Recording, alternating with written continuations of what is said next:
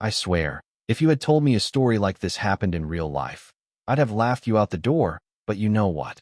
Sometimes life decides to throw a curveball that hits you right between the eyes and leaves you standing there wondering what the heck just happened.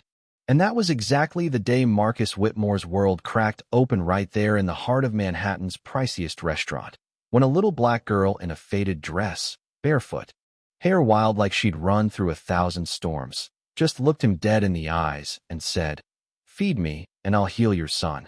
And I'll be damned if the room didn't go colder than a banker's handshake. All those pearls and cufflink folks dropping their forks to stare because you just didn't talk to Marcus that way. Not in his house, not ever. But Iris didn't blink, didn't even flinch when Marcus stood up, veins popping like he was about to tear the whole place apart, shouting, "Security. Get this thing out of here before I throw her out myself." Yeah, that's what he called her. A thing, right in front of 50 strangers and his own boy Dylan, sitting silent in his wheelchair. 12 years old, and looking like he'd seen more than most adults would ever admit. And I guess you'd expect a kid like Iris to run or cry, or at least back down. But she just stood there, voice steady. "Please, sir, I just need a plate of food. In return, I can cure your son." The laughter that came out of Marcus's mouth could have cut glass, cruel and echoing. And when he turned to the crowd, looking for a partner in mockery, it was almost like he wanted them all to see his power. You know what I mean. "You think you're Jesus Christ now? Little street urchin, talking miracles." Marcus sneered, running down his resume of pain. For years, $3 million, and every specialist on the planet, as if money could buy back fate. And then Dylan, quiet as always, tried to say something. "Dad, maybe," but Marcus just snapped, "Shut up, Dylan."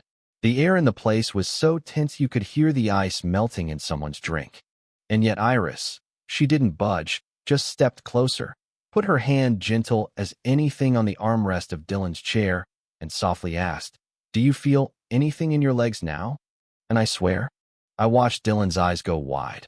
I feel tingling," he whispered, and you could see Marcus's grip on reality slip, shoving Iris away, barking, "Don't you dare touch my son." But Dylan, he's just staring at his feet. "Dad, I can feel it." And Marcus is shouting, "It's all in your head. This monster is manipulating you." But no one's laughing anymore. Not a single soul. Even the waiters froze. Then it happened. Dylan cried out, "Dad, I can move my toes." And every head spun toward that boy, who'd only known stillness for years, wiggling his toes like he was learning to walk all over again, tears streaming, and Marcus looked like he'd seen a ghost, all the blood gone from his face, just trembling. And that's when Iris, dusting off her dress, eyes calm but hard as winter, looked straight through him. "You just made a very serious mistake." Her voice so even it was almost chilling. And she turned, walking away down that golden hallway, and Dylan begged her to come back, but she didn't turn until the very door, when she looked at Marcus and said, "Some mistakes can't be undone with money, Mr. Whitmore. Maybe you'll learn that there are things in this world far more powerful than your hatred." And then she was gone, leaving a silence so heavy it pressed on everyone's chest. Let me back up a sec. After that night, Marcus couldn't let it go, even as Dylan's toes kept moving, then his feet, then more. While the doctors had nothing but shrugs and confusion, no medical explanation, they said, "Paralysis is permanent." And yet there it was, undeniable, but Marcus's pride was a beast. And he just doubled down, hiring investigators, combing the city, offering cash, trying to explain it all away as hypnosis or trickery. "These people," he'd say, "they do these cheap stunts." Then comes the blackmail. Even as the evidence mounted that something else, something outside his control, was at work. The twist?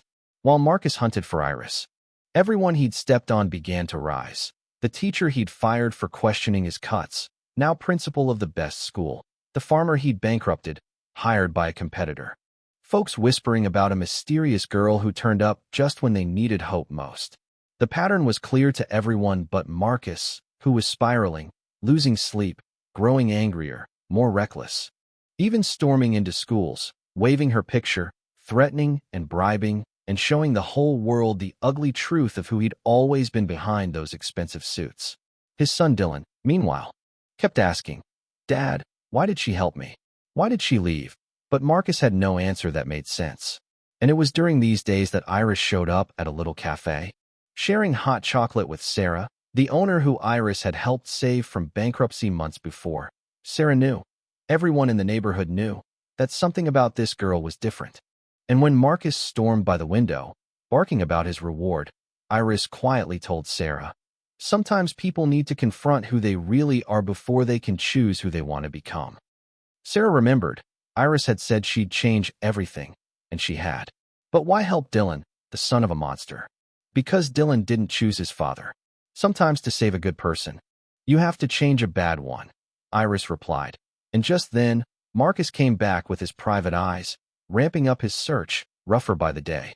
While Sarah and Iris watched him unravel, "You're letting him expose himself," Sarah realized, and Iris nodded, showing her phone, packed with videos that Patricia Williams, the fired journalist, and her friends had gathered. Marcus yelling, threatening, bribing, every moment of cruelty, all captured on camera. So, while Marcus thought he was closing in on Iris, the real trap was already snapping shut, his own actions documented for the world to see, his own downfall orchestrated not by vengeance, but by the truth he couldn't hide. You can almost picture it. A Thursday afternoon, Marcus in his gleaming office, when his secretary bursts in, pale as paper. "You need to see this." Channel 7. Live. Patricia Williams revealing the racist billionaire's hunt for a child, rolling the tapes of Marcus pushing, yelling, using slurs, offering bribes, the phones in his office lighting up with disaster, accounts freezing, company shares nosediving, and his power vanishing faster than he ever thought possible. And then, right at the heart of this storm, Iris walked into his office, calm as ever, followed by Dylan, no longer in a wheelchair, but walking tall. Marcus could only stammer, "You planned all this." And Iris, with that same implacable calm, "No, I just let you show who you really are." And Dylan, standing on his own 2 feet, faced his father. "She healed me. She never asked for anything. How could you do those things?" And for once, Marcus had nothing to say, watching his son walk, the miracle he'd missed while chasing vengeance. It all fell apart, his fortune, his reputation. Everything he'd built on fear and pride, gone in hours. Iris looked at him one last time before leaving. "The real cure sometimes hurts more than the disease itself, Mr. Whitmore. Some people need to lose everything to find out what really matters." She left Marcus and Dylan alone, the boy's forgiveness not promised, only offered.